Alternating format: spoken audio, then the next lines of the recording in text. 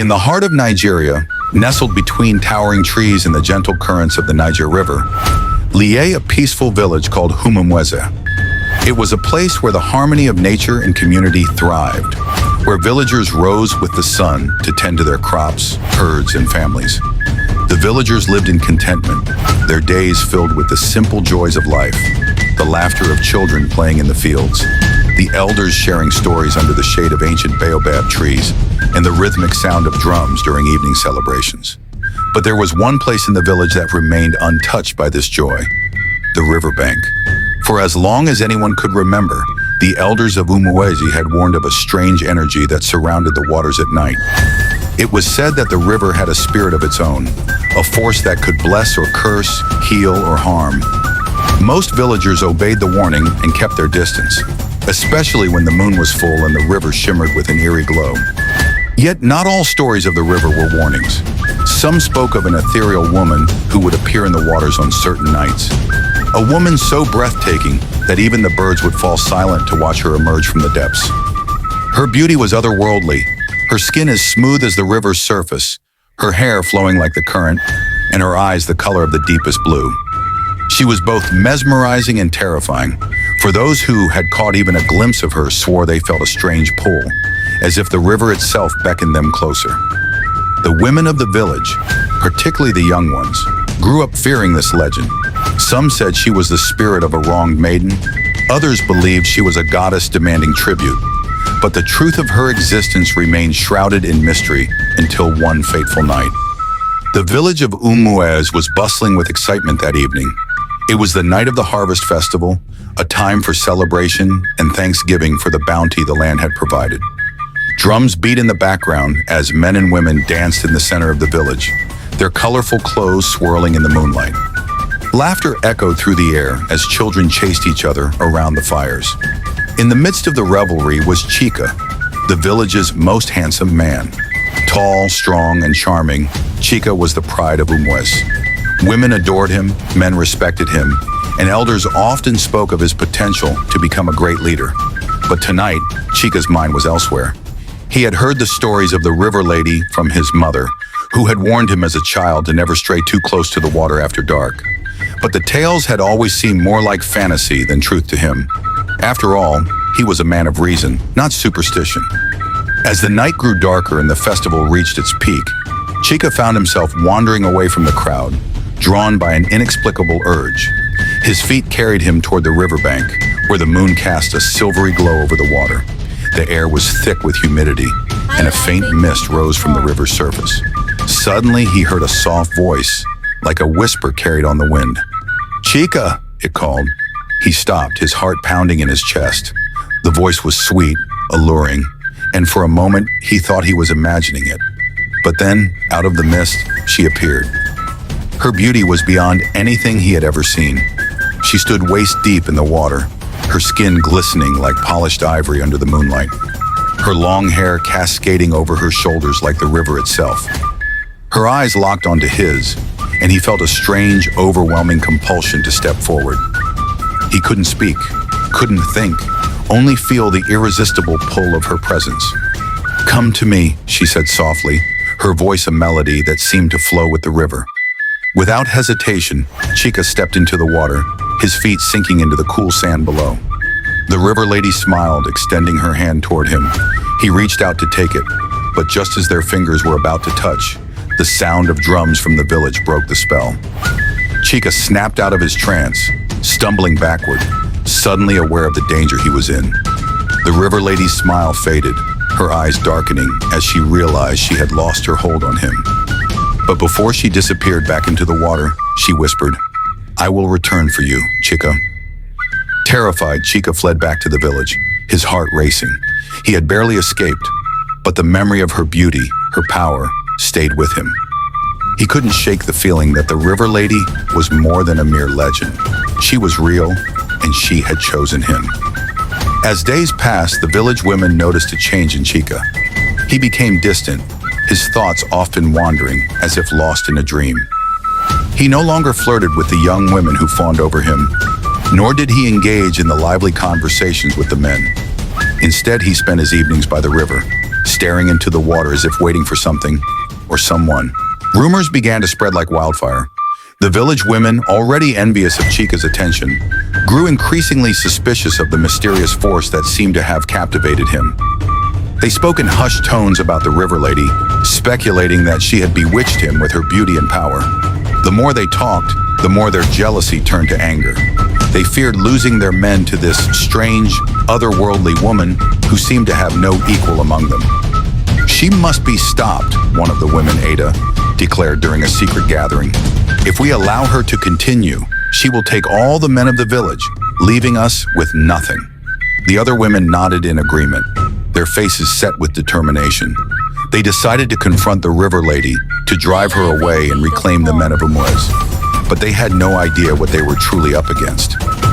The next full moon, the women of the village made their way to the river, armed with charms and protective amulets. As they approached the water's edge, the air grew colder, and the mist thickened around them. They called out to the river lady, demanding she show herself. For a moment, there was only silence, the sound of the river's gentle flow filling the air. Then, without warning, she appeared. The river lady rose from the water, her eyes glowing with a strange, otherworldly light. The village women gasped, stepping back in fear. Her beauty was undeniable, but there was something dangerous, almost predatory in her gaze. "You dare to challenge me?" The river lady's voice echoed through the air, sending a shiver down their spines. "I am the daughter of the river, a force of nature. You are nothing compared to me." The women trembled, but Ada stepped forward, her voice shaking with both fear and anger. "We will not let you take our men. Leave our village, or we will fight you." The river lady's lips curled into a sinister smile. "Fight me? You have no idea what you are dealing with." With a flick of her wrist, the river behind her surged, the water rising like a great wave. The women screamed, fleeing in terror as the river crashed down around them. They barely escaped with their lives, and from that day on, no one dared approach the river again. But the men of the village continued to disappear, lured by the river lady's beauty and power. Some were never seen again, their fates a mystery. Others returned, but they were different, hollow as if something had been taken from them. The village was gripped by fear, knowing that no man was safe from the river lady's grasp. Just when all hope seemed lost, a stranger arrived in Umwez. His name was Oluwole, and he was unlike any man the villagers had ever seen. Tall and broad-shouldered, with a quiet strength about him, Oluwole carried with him an air of mystery. He was a wanderer, a man of few words, but there was something about him that commanded respect. The village elders welcomed him, offering him a place to stay. As they shared stories around the fire, Oluwole listened intently to the tales of the river lady. His eyes darkened as the elders spoke of the men who had fallen under her spell and the devastation she had brought to their village. "I have dealt with spirits like her before," Oluwole said finally, his voice low and steady. "She is not invincible. There are ways to defeat her." The villagers were skeptical at first. How could this stranger who had just arrived hope to defeat the powerful river lady? But desperation had set in, and they were willing to take any chance they could get. Oluwole agreed to confront the river lady, but he warned the villagers that it would not be easy. She was not just a spirit, she was a force of nature, and to defeat her would require great power and courage. On the night of the next full moon, Oluwole made his way to the riverbank. The air was thick with tension, the mist swirling around him like a living thing. He could feel the power of the river lady pulling in the air, the current of her energy drawing closer with each step he took. As he reached the water's edge, the river stirred, and the unmistakable figure of the river lady emerged from the mist. She was even more beautiful than the villagers had described. Her eyes glowed like two sapphires under the moonlight, and her long, flowing hair shimmered with a wet, ethereal gleam. But Oluwole saw something more than her beauty. He saw the hunger behind her smile, the dangerous power lurking in the depths of her being. "You must be the man they sent to stop me," the river lady said, her voice silky and seductive. "But you're wasting your time. No man can resist me, not even you." Oluwole stood his ground, his gaze unwavering. You've taken enough lives. It's time for you to return to where you belong." The river lady's smile faltered and her eyes narrowed. "You think you can command me? I am the river's daughter, a being of ancient power. No mere mortal can tell me what to do." With a flick of her hand, the river behind her rose like a serpent, the water twisting and coiling in the air. It surged toward Olawole, a torrent of raw elemental force. But Olawole was ready. With a calm, deliberate movement, he raised his hands and the air around him shifted. The ground beneath him vibrated as he summoned a power of his own, one that was older and stronger than the river lady's. As the wave crashed toward him, it stopped midair, frozen in place as if time itself had paused. The river lady's eyes widened in shock. No one had ever been able to counter her power before. "Who are you?" she demanded, her voice now laced with fear. "I am more than a man," Olawole replied, his voice as steady as the earth beneath him. "I am the guardian of the land, the keeper of balance. Your time here is over." The river lady hissed, her beautiful features twisting into something darker, more monstrous. "I will not go back," she screamed, her voice rising with fury. The river roared around her, and the mist thickened, wrapping around her like a cloak. But Olawole was unmoved. He stepped forward, his hand outstretched, and as he did, the mist parted, revealing the true form of the river lady. Beneath her beauty, she was a creature of the deep, a spirit bound to the water, cursed to roam the land in search of power. Her eyes, once mesmerizing, now reflected her fear and desperation. "You cannot fight me," Olawole said, his voice calm but firm. "You belong to the river, and the river will reclaim you." The river lady screamed, a sound that echoed through the night, sending ripples across the water. Her form shimmered, shifting between her beautiful human guise and the monstrous creature she truly was. But despite her power, she could not break free of Olawole's hold. With one final desperate cry, the river lady lunged at Olawole, her claws outstretched. But before she could reach him, a blinding light erupted from the earth beneath her. The ground trembled and the air around them crackled with energy. The river lady let out a shriek of agony as the light engulfed her, pulling her back toward the water. "No!" she screamed, her voice fading as her body dissolved into the river's depths. "You cannot defeat me. I will return." But Olawole knew better. The river lady's power was broken, and she had been banished back to the watery realm from which she came. The mist lifted, and the river returned to its natural state, its surface calm and still under the moonlight. Olawole stood at the riverbank for a moment longer, watching as the last remnants of the river lady's presence disappeared. He knew she would never return, for the balance had been restored. When Olawole returned to the village the next morning, he was greeted with awe and gratitude.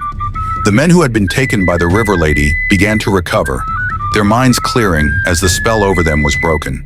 The villagers celebrated Olawole as a hero, praising his courage and strength. But Olawole, humble as ever, simply bowed his head and thanked the elders for their hospitality. "I am but a servant of the land," he said.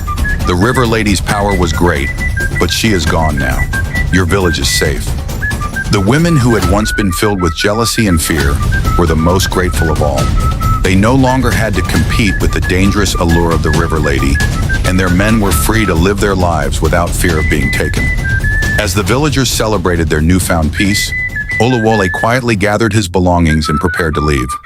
His work in Umuez was done, and there were other places in the world where balance needed to be restored. Before he departed, Chika, the man who had first encountered the river lady, approached him.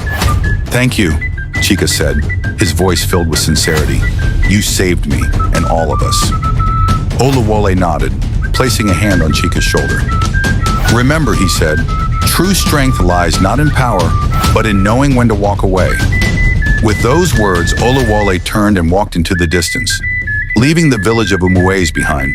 The villagers would remember him as the man who defeated the river lady, but to Olawole, it was simply another step in his journey to protect the world from forces that sought to disrupt the delicate balance between nature and humanity.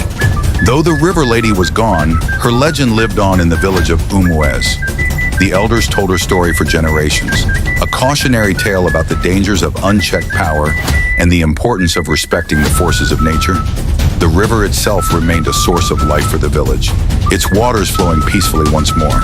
And though the villagers never forgot the fear that had gripped them, they also remembered the lesson Olawole had taught them, that true power comes from within, and that sometimes the greatest strength is knowing when to let go. As for Olawole, his journey continued.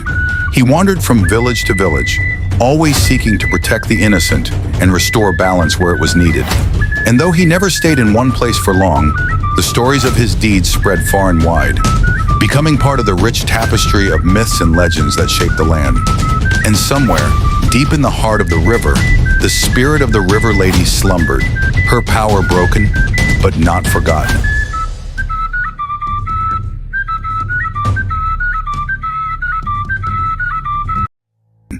Hey, amazing viewers! If you love the captivating stories here on African Stories at Storytime with Classic TV, don't forget to subscribe. Your subscription is crucial for us to bring you more incredible content. Like the videos you enjoy and comment your thoughts. We want to hear from you. Share our channel with friends and family so everyone can experience the magic of African folklore. Remember, if you don't subscribe, you might miss our next exciting adventure. Join our storytelling family today, and let's keep the stories alive. Thank you for your support.